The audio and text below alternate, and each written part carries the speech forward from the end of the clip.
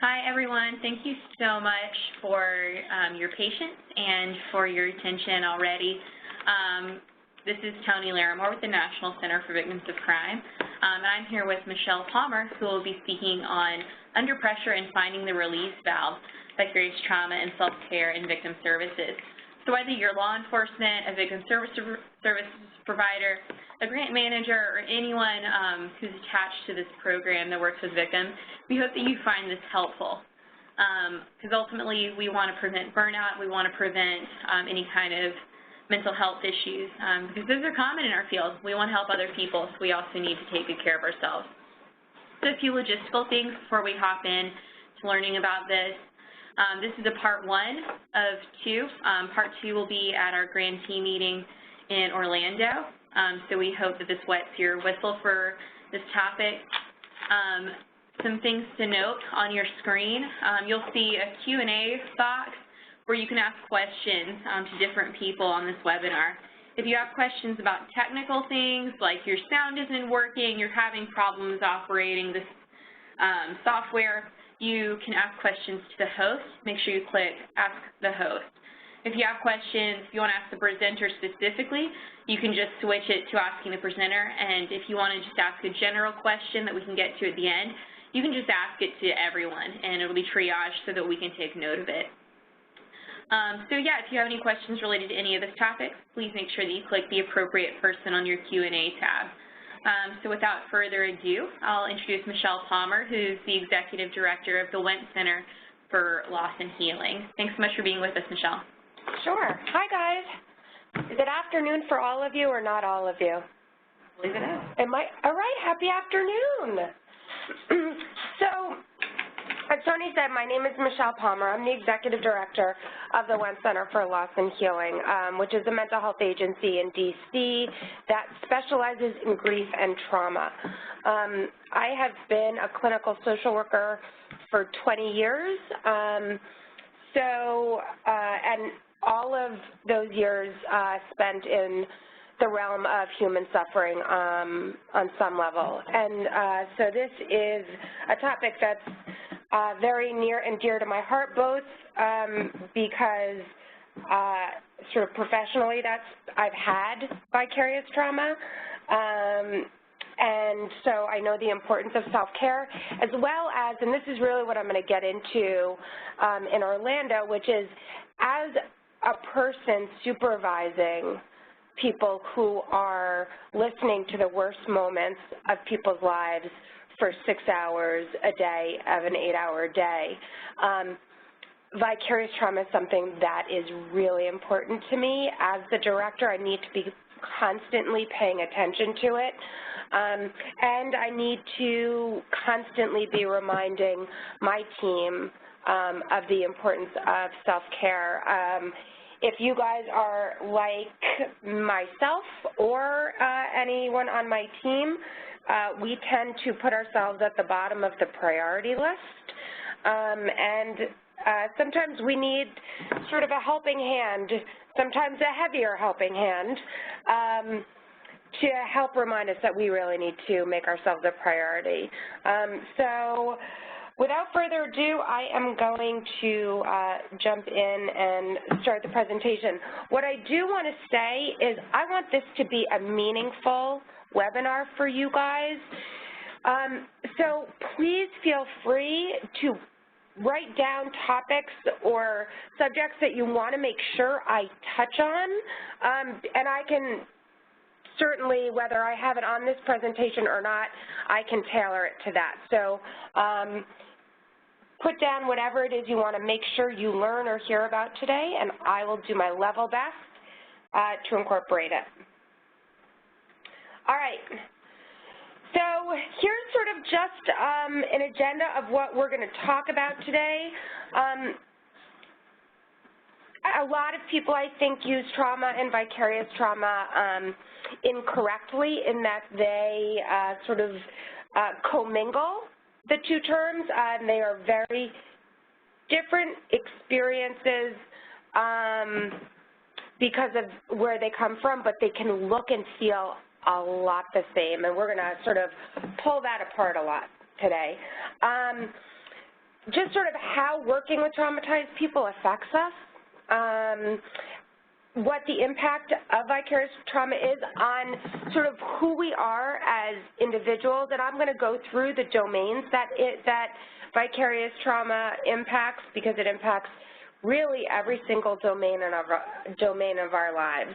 And then we're going to talk about self-care and some strategies around self-care. And that last bullet point is actually probably my #1 go-to in self-care, which is to laugh.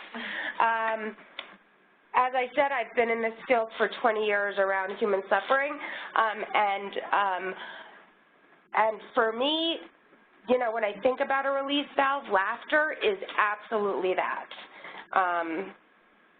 And what we talk about in terms of self-care is really not going to be exhaustive, but again, this is a time where you all can sort of use each other and each other's ideas as we talk about how to form a self-care plan. And you'll see we're also going to do a professional quality of life assessment. We're not going to do it on the webinar, but I'm going to review it with you guys, and then Sway or Tony are going to send it out so that you can do it.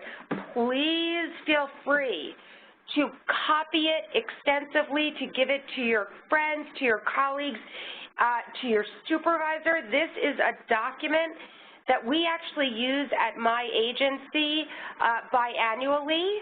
So every single therapist at the One Center completes the professional quality of life scale twice a year so that I can assess how we're doing as an agency in terms of tending to compassion fatigue and burnout. All right. So if you are Christian, and you went to Sunday school or CCD, you probably were told that the only person who can walk on water is Jesus. But we do have an expectation. There is an unspoken expectation that somehow we can jump into the most difficult moments in people's lives and escape those moments unscathed, simply because they didn't happen to us. And somehow we ignore or maybe don't pay enough homage to just sort of the impact of bearing witness has on people. So I really love this quote. I actually found it when I was doing research on creating a talk similar to this specifically for law enforcement, so it was actually specifically targeted at law enforcement and first responders. So I want to talk about trauma. One of the things that I have heard, and frankly, I used to do this when I presented, I would say, okay, what's trauma? What is trauma? When I say think of trauma, traumatic events, what comes in your head? And inevitably it's, you know, a car accident, a sexual assault, war, domestic violence, you know, the list goes on. And all of that is potentially correct, and yet it's also incorrect, because trauma is actually not an event. Trauma is an individual's response to an event, and the story that I tell, because I think it's really perfectly illustrates this, is one of the things that the One Center does is that we are in schools, DC public schools. A couple of years ago, we had identical twins in a fatal car accident. Their mother was killed. We assessed the twins, the identical twins. They were both in the car at the time of the accident. We assessed them. One had sort of off-the-chart symptoms for post-traumatic stress disorder. The other did not. Identical twins, so genetically the same exact experience. One deeply, deeply impacted by it. One not nearly as impacted by it. And I'm going to talk about why that is in a minute.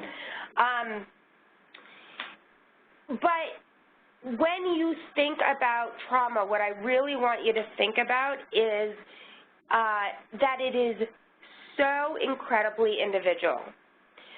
So what is traumatic to me may not be traumatic to you. That becomes important to know because we bring a bunch of assumptions with us when we label something as traumatic, when we could be completely incorrect in that label. Trauma is informed by several things. One, it's informed by our hardwiring, personality, sort of how we came into the world, what our wiring was. And then our soft wiring, which is our experiences. So for my twins example, they came in pretty identical with their hardwiring. Their soft wiring was probably a bit different. So that may or may not have impacted their trauma symptoms. The second piece of this, though, which is, I think, probably the more telling piece, is it is also informed by proximity to the event, duration, how long the event took place, and our fear of losing either your life or the life of a loved one. In the twins' case, one of the twins was trapped under the car with his mother. So he actually witnessed his mother die. The other twin had gotten thrown from the car, and so he actually was hospitalized and didn't actually know his mom had died for a couple days because he was unconscious. But it was the proximity to this tragedy that most likely informed the post-traumatic stress symptoms of these twins. This is also true for us. And I don't think I talk about this later, so I want to talk about it now. For service providers, first responders, vicarious trauma is cumulative. And so when I think about it in terms of saturation and what's your saturation level. And so obviously the longer you're in the field, the sort of more saturation you have, which is fine. We don't want people to leave the field. But what we do want to do is say, okay, I've been in this game for 20 years. I've heard and seen a lot of really bad things. That tells me important information around what I should pay attention to and sort of the things that I need to have in place in my personal and professional life so that, God willing, I can be in this profession for another 20 years. I'm not going to get into the biology of trauma all that much, but what I do want you to know is, there is a part of our brain called the amygdala. It's in charge of fight, flight, or freeze. We have no control over it. It gets sort of activated when we are actually in danger or when we perceive we're in danger. Our brain does not know the difference. So, a good example is you're in a fire. You have to flee your home, your fight, flight, or freeze takes over, you run, you're safe. 2 years later, you smell smoke. Your brain responds exactly the same way because it doesn't know that your house is not still on fire. And again, that is not to say that you are crazy or that your clients are crazy, although maybe you are crazy and maybe your clients are crazy, I don't know. But it's information to have because I think it's important to understand that nuance between my brain is going to do exactly the same thing when I'm in danger and when my brain thinks I'm in danger. So this is just my little nerdy slide of sort of our alarm system, our brain's internal alarm system. The only thing I want to because I think we have a lot of service providers on this call, I want to just talk about the hippocampus for just a half a second. The hippocampus is where memory is stored. When it's traumatic memory, it is not stored sequentially. And what happens is the hippocampus has kind of like, we think of it as like a bridge to the brain. When something traumatic happens, that bridge gets damaged a bit. And so we've got traumatic memories that are lodged in the hippocampus that are not sequential. We also have traumatic memories that are lodged in the hippocampus that are not sequential that also may be inaccessible to the individual who has experienced it. A great example is if you think about sexual assault, if you think about a sexual assault survivor, oftentimes they change their story, well, perceive to change their story, which then may make them seem like they're not always telling the truth. When in reality, what is happening is they've got some memories, they're inferring some other things because their bridge is broken and they feel like people need the answer.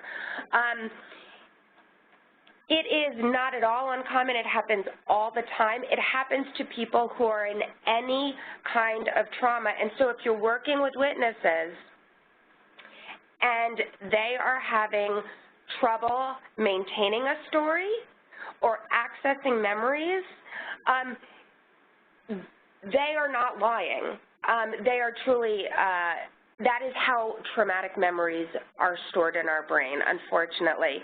And so one of the things that we really need is 2 full sleep cycles. So if you're interviewing, if law enforcement's interviewing, as advocates, what you should do is advocate for your witnesses and your victims to get 2 full sleep cycles, so 2 8-hour sleep cycles. It actually is a way that our brain actually does reboot, and research shows that victims have an easier time accessing those memories after 2 complete sleep cycles. That's my public service for the day. So here are just some of the physical things that our bodies do. I tell you this, I want you to have this slide mostly actually for psycho-ed, for the people that you're working with. The last one, which is the release of bladder and bowels, people get so embarrassed, and it is so common. It is your body's way of literally getting rid of all things that will weigh you down so you can run. It is not anything we have control over. And again, remember, this happens when we're traumatized or when we perceive that we're in extreme danger.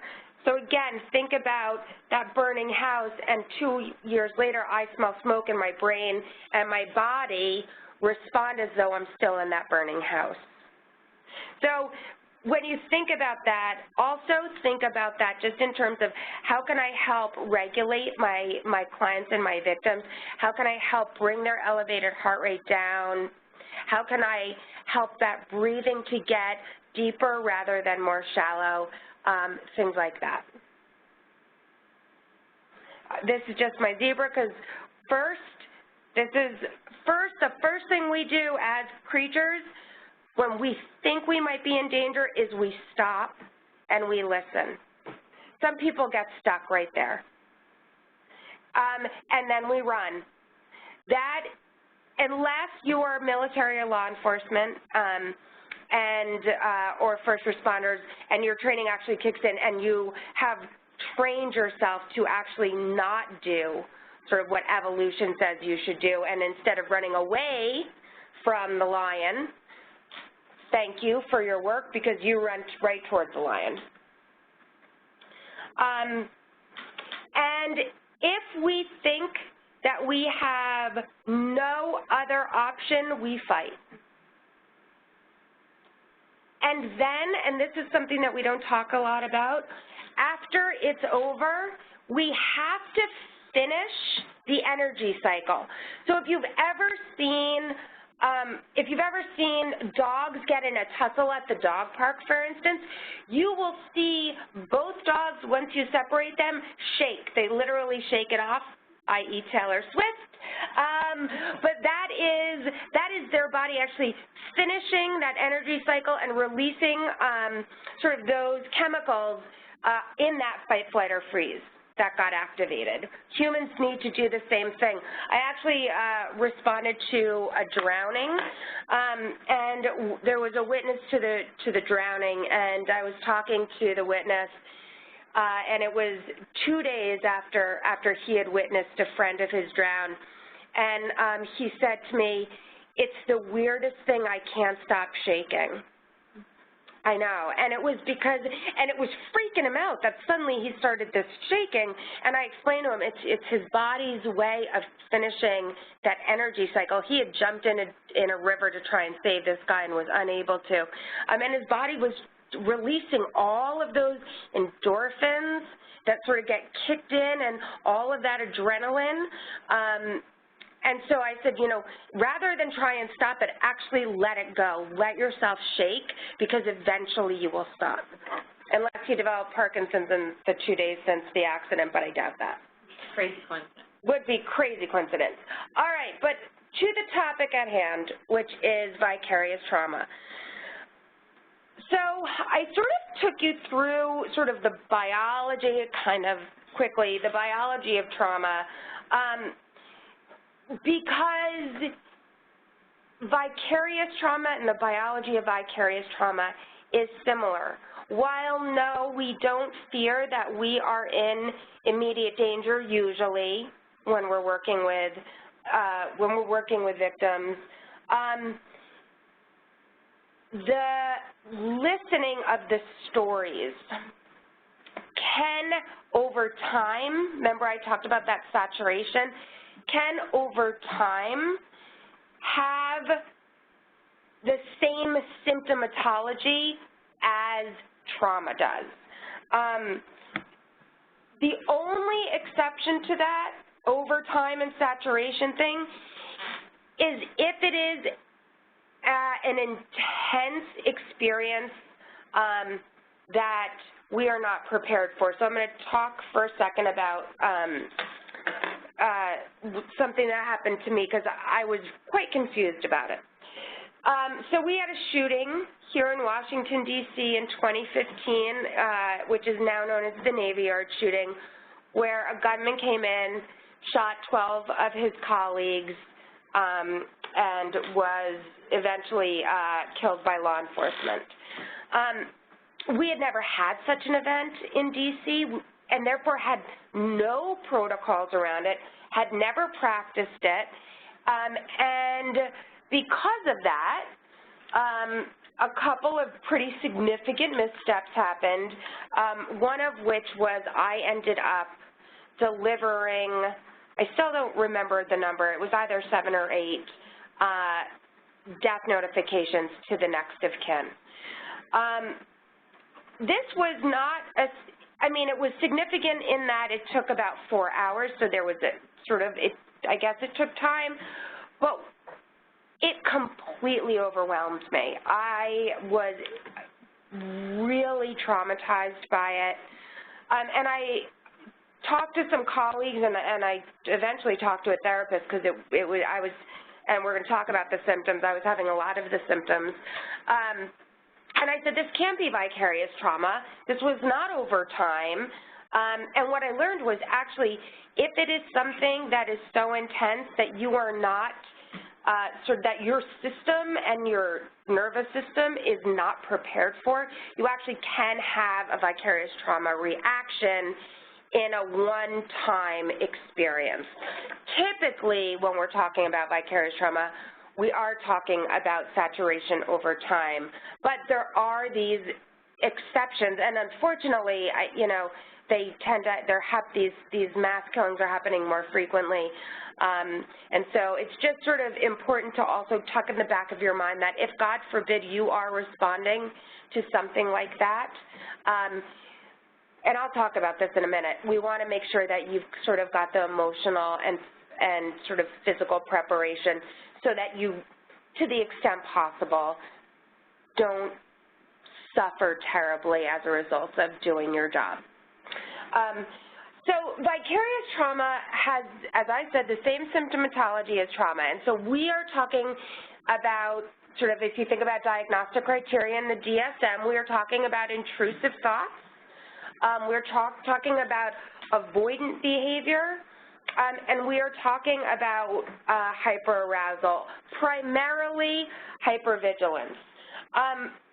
There's also now some evidence that there's also significant hypoarousal that also happens. So hyperarousal is, if you think about hypervigilance, here in DC, the young people call it being on the wobble, which means that you're constantly scanning your environment for danger. People aren't doing this consciously. They don't even realize they're doing it, but they're constantly scanning for that next lion that's hiding behind the bush.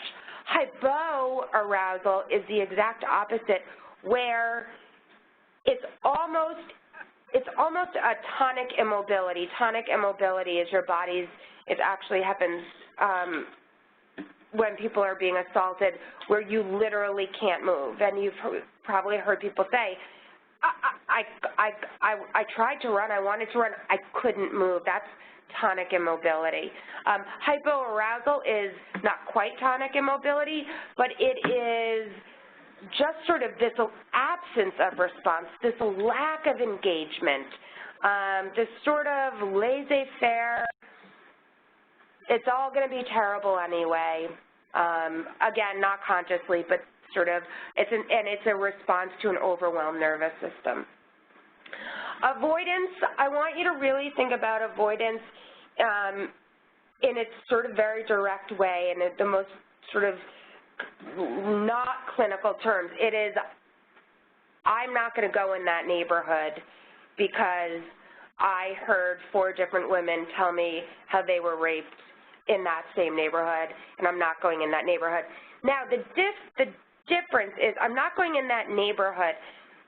If I'm not going in that neighborhood because I'm by myself and it's dark and I'm unarmed or whatever, I'm wearing high heels, I couldn't run, that's different than I'm not going in that neighborhood because it will remind me, it will bring me to hearing those stories of those rapes. And then intrusive thoughts, which are those flashbacks that you hear about. You know, it sort of was made famous through our Vietnam veterans, but it is either flashes of images, sounds, including words, that just sort of pop in and you don't have control over. The other thing I think happens, and I would consider this intrusive, is that mental loop that you can't interrupt. And so it's that thinking of that client constantly over and over and over again, or that story or that scene over and over and over again, and you can't sort of hit the pause button on it. That's, I think, not as explicitly said here, but it is one of the things that happened to me, was that mental loop that after I responded to the Navy Yard that I just couldn't make my brain stop doing. All right, so I talked about these domains. Obviously, these are not exhaustive lists, and obviously we do not want you to memorize them. But what I do want you to do is pay attention to them because they're data points. And we're going to talk about the professional quality of life in a minute. So these are data points, and obviously you don't have to have every single one to be experiencing vicarious trauma, and conversely, if you have chronic headaches, that does not mean you're experiencing vicarious trauma. So it's an and but on all of these lists, but what I will say, having experienced vicarious trauma a few times, for me and for really all of my colleagues who I've talked to, and that's many, many, many, it does show up in each of the categories some way, shape, or form. So physical, what I want to highlight here is the impaired immune system, and again, I'm going to talk far more about this in Orlando, but as the director of a mental health agency, so I've got, I don't know, I think I've got 32 clinicians now who work for the WEN Center, and literally what they do all day, every day, is listen to the worst moments of people's lives. And so obviously, you know, we're paying attention. And a couple years ago, I had a clinician who came down with meningitis. Bad, she was hospitalized, thankfully. It was the good kind of meningitis, if there is such a thing. And I didn't think much of it. And then about 3 months later, another clinician came down with meningitis. She did not catch it from her colleague. This was a completely separate event. And it got me to thinking, what is going on with my team? And so I asked my HR person to pull our records to look at how much sick time people had been taking. I had a really unwell staff. My staff were sick all the time. And what that said to me was, as a boss, as the director of an agency, I need to put more release valves in place, because that tells me that my team is working with impaired immune systems, and what I know is that's one of the symptoms of vicarious trauma. Emotional, this is where your friends and family come in handy, but not really, because they're going to notice this probably long before you do. They're going to notice that you're snappy, or that you're quick to anger when you're not normally quick to anger, or that you're sad. And, you know, my strong recommendation is to actually explicitly tell your friends and family, I want you to tell me if you notice things that are different in me emotionally or behaviorally. You know, it might be related to the work I do. You know, if your friends and family are anything like mine, they know the work I do is hard. They don't want to hear a thing about it, but they know it's hard. And so I really rely heavily on them to say, like, you seem a little off. Behavioral, again, that's friends and family. They're going to notice it probably long before you do. And then cognitive.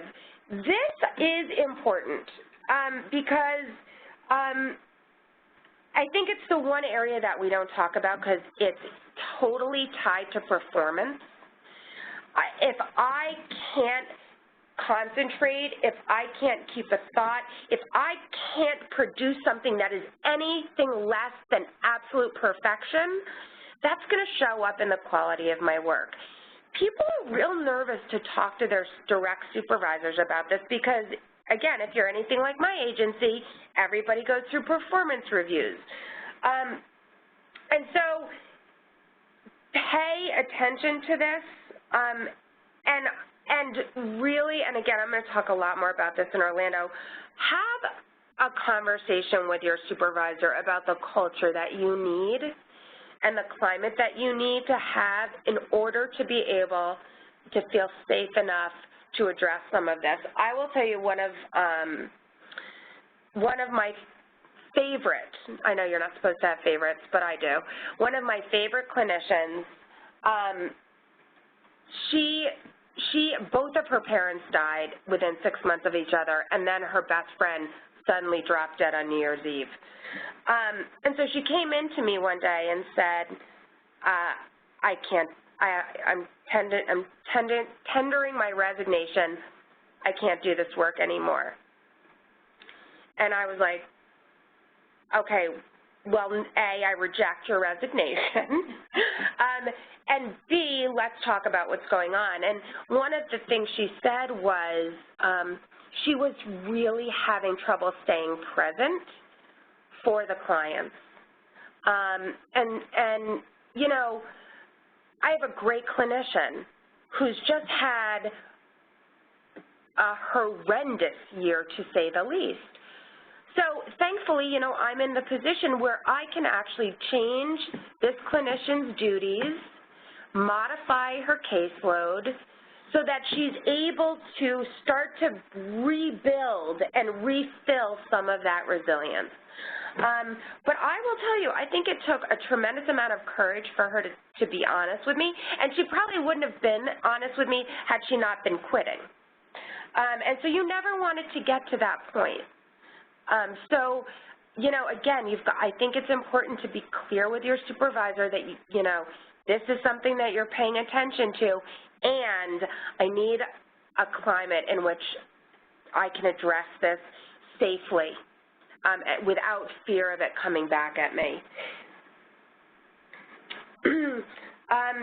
Especially in victim services, especially if you are working in the sphere of anything related to homicide.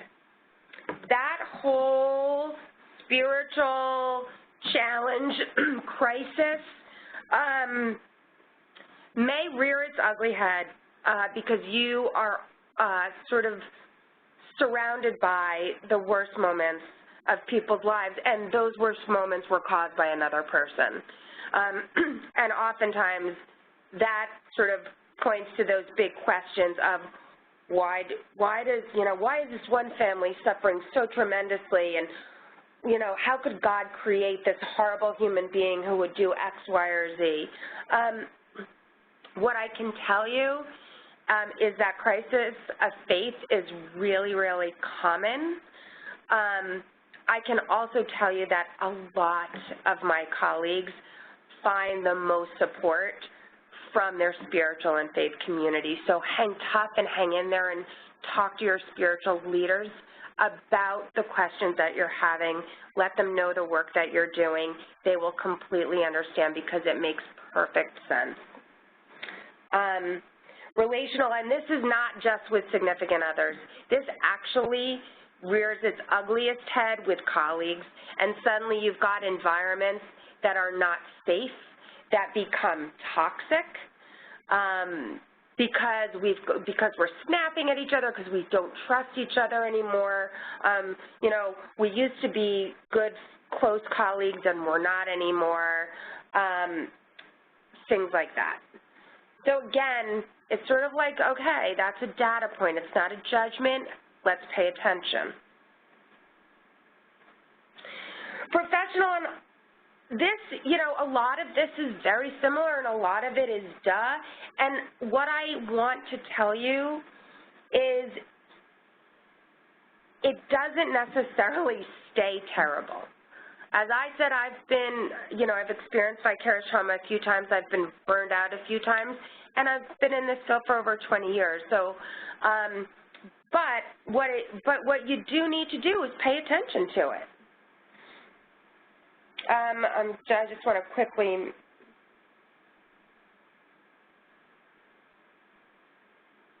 Now, I think all of that is pretty self-explanatory. I think with one caveat, which is many of us work for nonprofits who do not have the financial resources to pay us salaries that are competitive and, frankly, that we deserve, to provide, you know, fringe benefits that, you know, give our whole family health insurance, for instance. That is not your agency undervaluing you. Well, it may be, but it also may be your agency simply not having the financial resources. What I will tell you is to ask. The answer may well be no. I think if you ask, you can also ask for an explanation why it's a no. But, you know, I'm surprised by how many times I've kind of heard through office scuttle that somebody wants to do X, but they didn't want to ask. And the X is totally reasonable, and I'm like, why wouldn't you just ask for that? Of course you can have that. But like many nonprofits, my agency struggled financially for many years. Knock on wood, we're solid now. But the clinicians who've been there for a long time are still in that poverty mindset. And so it doesn't even occur to them to ask for things. So I say ask. The worst it can be is a no.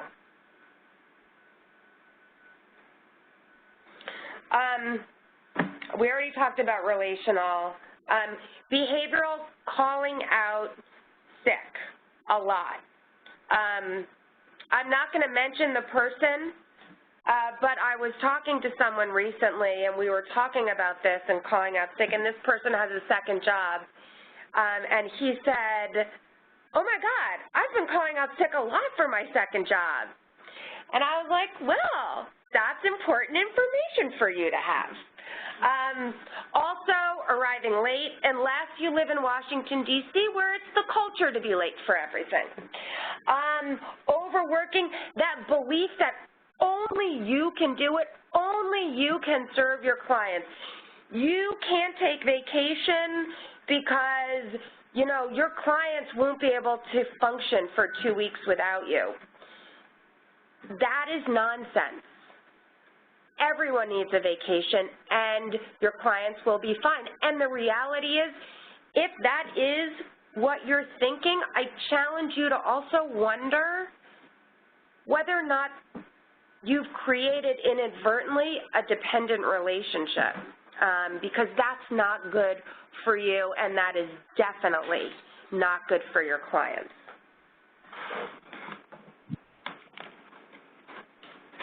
Actually, I want to go back for 1 second to reduced compassion.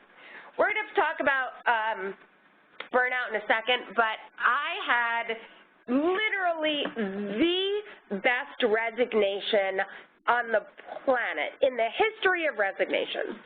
So one of my clinicians who had worked with me for about 5 years, and we have a really good relationship, and she comes into my office and she says, I need to talk to you. I say, sure, what's up? She starts to cry, and she says, I need to quit. And I was like, okay, tell me what's going on. Now, she did need to quit, between you and I, but so I wasn't surprised because she was displaying a lot of the symptoms of vicarious trauma.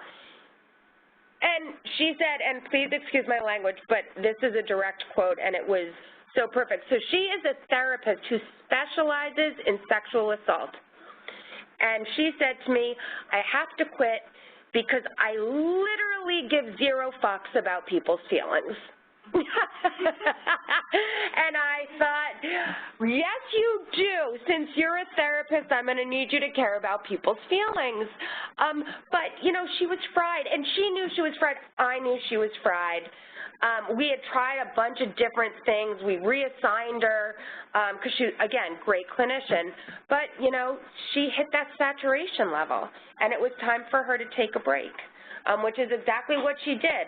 And, you know, she didn't have another job to go to, but she recognized that this was really, she said, you know, this is starting to have a negative impact on my marriage. Like, my husband and I, and she was a newlywed, she's like, we're fighting all the time. She's like, I come home exhausted.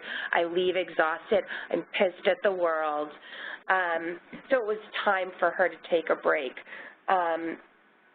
And you know what? And now she is back, and she's running the District of Columbia's crisis behavioral health team, which is great. But she needed a reboot. She needed to reset. All right.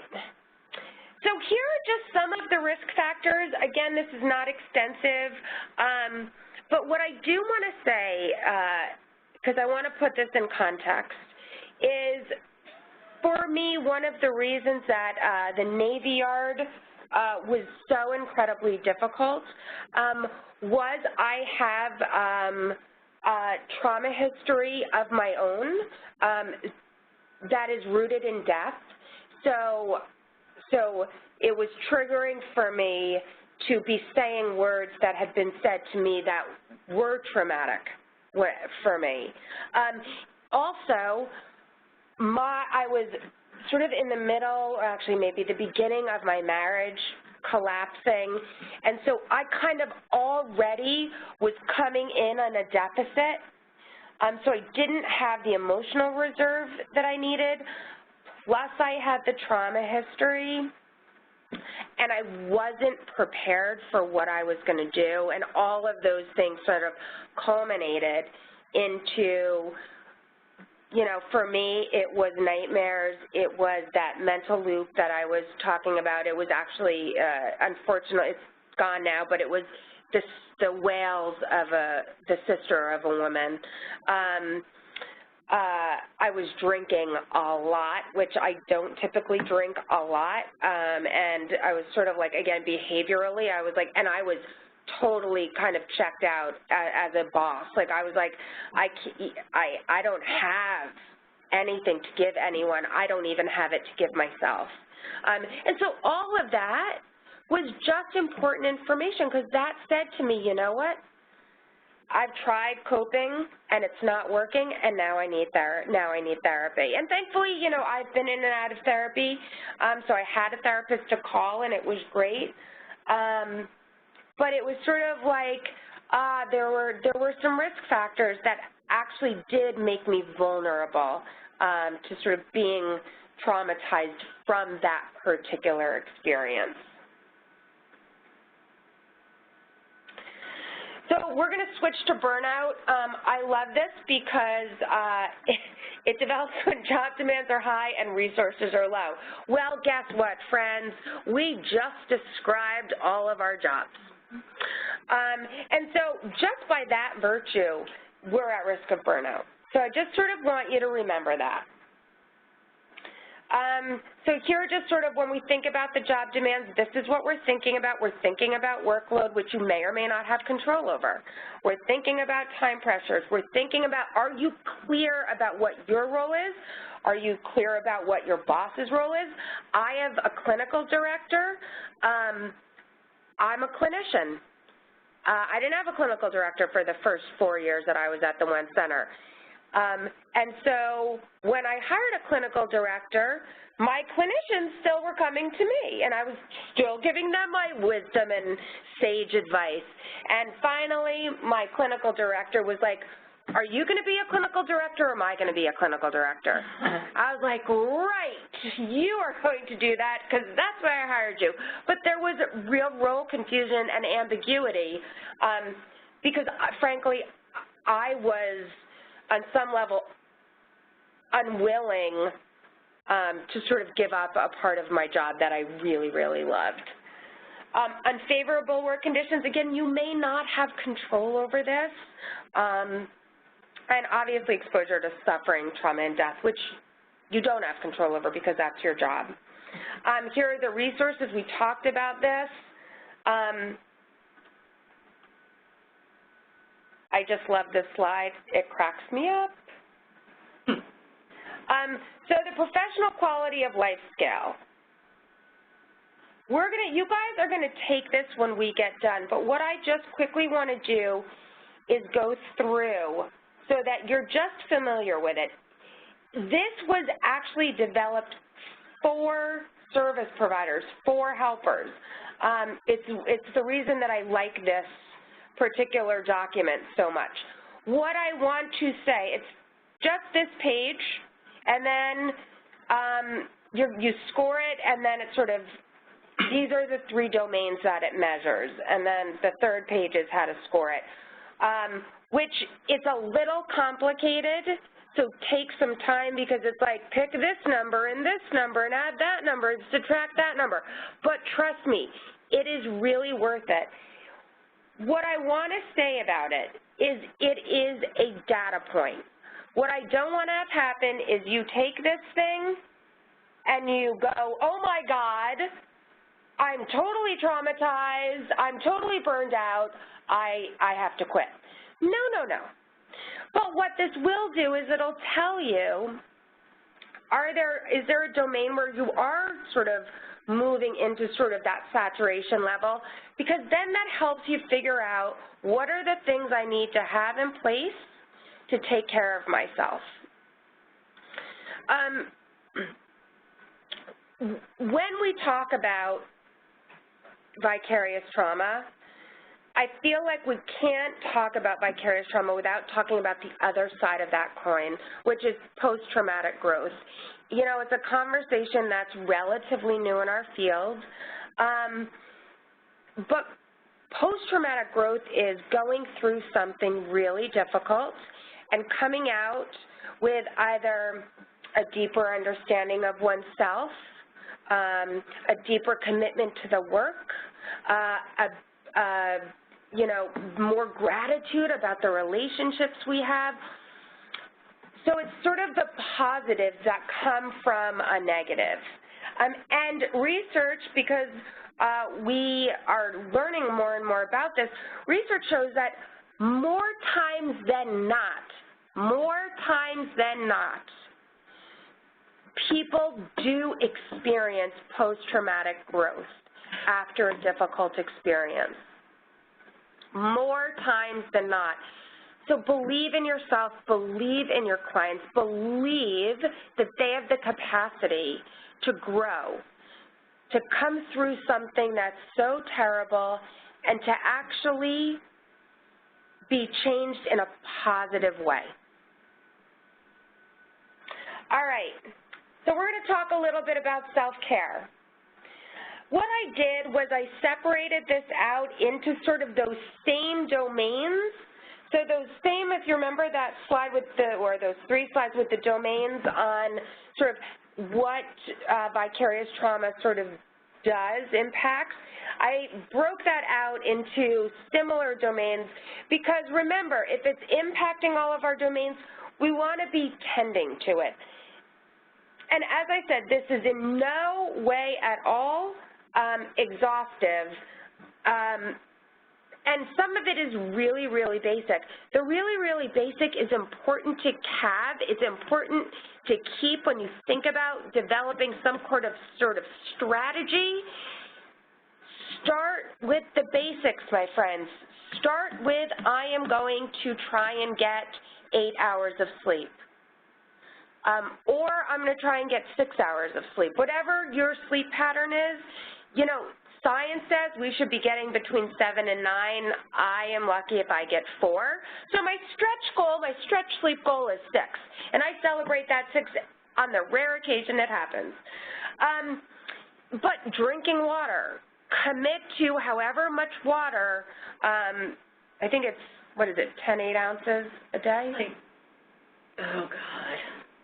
I don't know. I don't either. A lot more than we drink. Yeah, drink a lot of water. Drink more than you currently drink. It's very important. Exercise, you know, that I feel like everyone's like, oh, you got to exercise. Exercise is so important, blah, blah, blah, blah, blah. You don't have to be like Tony and run 110 miles. You could just go for a nice walk. Just get your body moving. You know, one of the things that I've started doing is stretching in the morning. I literally take 5 minutes in the morning and I stretch. I am going to be 50 in June and my body is not as flexible as it used to be. And this 5 minutes of stretching really helps jumpstart my morning. Gets literally my blood flowing and gets me moving. And for me, that feels really, really good. One of the things that I would also sort of challenge you all to do, whether you do it now, today, tomorrow, but take about 5 minutes and jot down all of the reasons you went into this work in the first place. And then put it somewhere. Maybe do it on your phone. And the reason for that is on the hard days or in those hard moments, it's a great reminder to sort of all the sort of good that we wanted to do when we got into the work. One of the other things that I really encourage people to do is have some sort of a win journal. And, you know, this job is hard, and, you know, I personally don't think that we get thanked enough for the work. But when we do, it feels so great. When somebody says thanks for, you know, the work you do. I had a client, she wasn't my client, but she was a client at the WEN Center. This is a terrible story, but after being sexually assaulted by her husband and fighting back, her PhD program told her she had to take a leave of absence and get mental health care. Yeah, the whole thing was whack. But because she had anger management problems. So she was in therapy for about a year and a half, and recently she sent a donation, and it was $10. But on the memo, it said, God, what did it say? It said, for anger management services through love. Yeah, because her therapist, this woman was so devastated. She has a pretty significant trauma history. This therapist loved her for a year and a half. Yeah. Anger management through love. I was like, that's genius. Anger management through love. But that's a win for Tess. That Tess was her therapist, and I was like, Tess, I want you to copy that check, and I want you to put it somewhere. So I really think a win journal is important because, again, on those rough days or in those rough moments, it's really nice to reflect back on.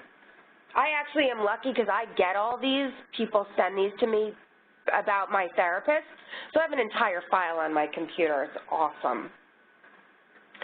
I also, sort of around the spiritual well-being, for me this is spiritual, but it's about gratitude. There's now a lot of research out there on the link between gratitude and resilience. So think about ways, if you're not already doing this, to build intentional gratitude into your life. I happen to have, I sound like I'm a big journaler, and I'm totally not, but I do have a gratitude journal, which actually hilariously started out as a journal to get through a bad breakup and expel all of the hatred I had of my ex. And then it just magically turned into this gratitude journal of all the things I was grateful for. It was awesome. But it's important to not just stop and notice it. It's actually important to document it. Again, sort of on those hard days, but it also teaches your brain to start to notice this stuff.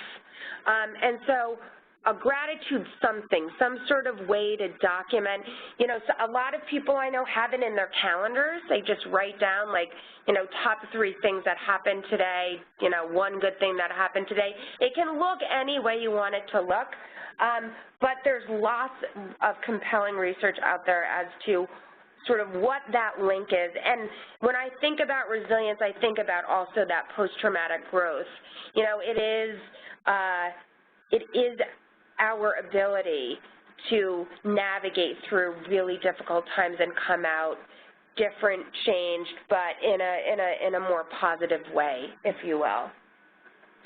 I also want to talk about the second to last bullet under taking care of your professional well-being, seeking opportunities for continuing education. I know it feels like I can't possibly take the time to go to that training or that workshop or whatever it is. Trust me, if you invest in yourself, And when I say invest in yourself, I'm not saying pay for all the workshops, pay for all the trainings or whatever they are, see if your agency will do it, but take the time to invest in yourself and learn something new. Again, when we learn something new, there's also a significant link between learning something new and resilience. There's also a significant link between learning something new and improving our memory. So, I don't know, if you're old like me, improving your memory is important because mine is shot. And so, you know, learning something new is really, you know, it's important. I will tell you, it is one of the things that we do at the One Center.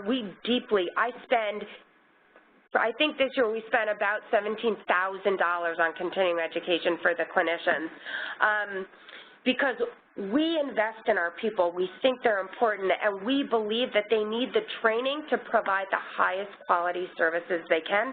And I know that it combats burnout and vicarious trauma. So it's a win for everyone.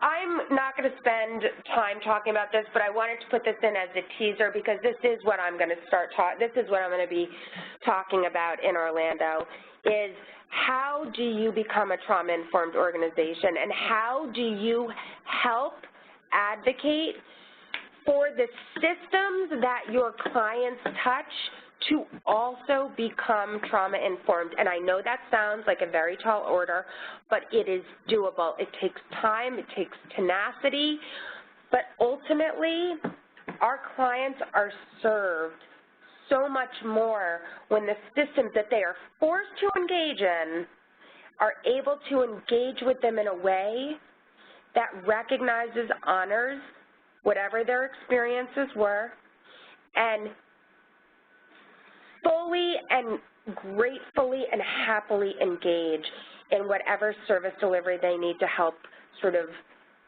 heal from whatever those experiences were. So this is my final, this is what I love this quote. I use this quote all the time. I think, you know, we walk around this world sort of acting like we didn't go through stuff. We all go through stuff. I think, frankly, I try and be as transparent about all the cracks that I have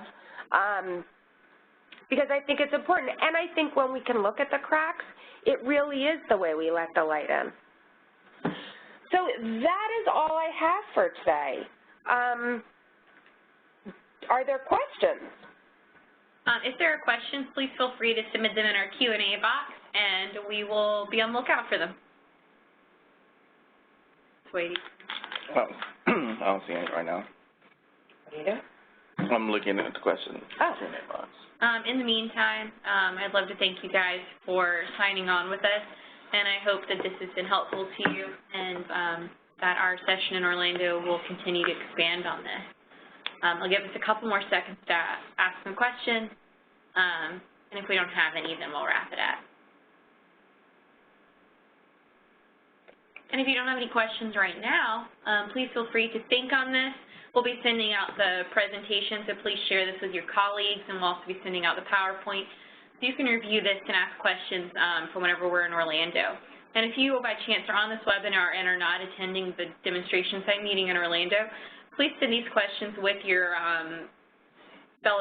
colleagues who will be attending. So we'd love to make sure that we touch on any questions or concerns that you have. See, Christina has a question.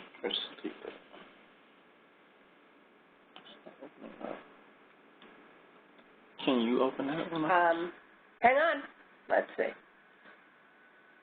Is there a way to get access to the life skills scoring? Is there a what? The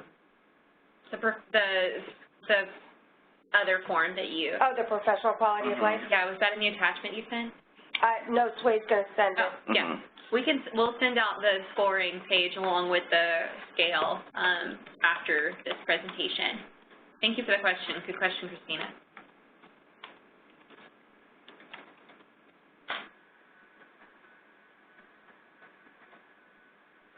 If we don't have any other questions, I guess that concludes today's webinar. Thank you guys again so much for joining us today.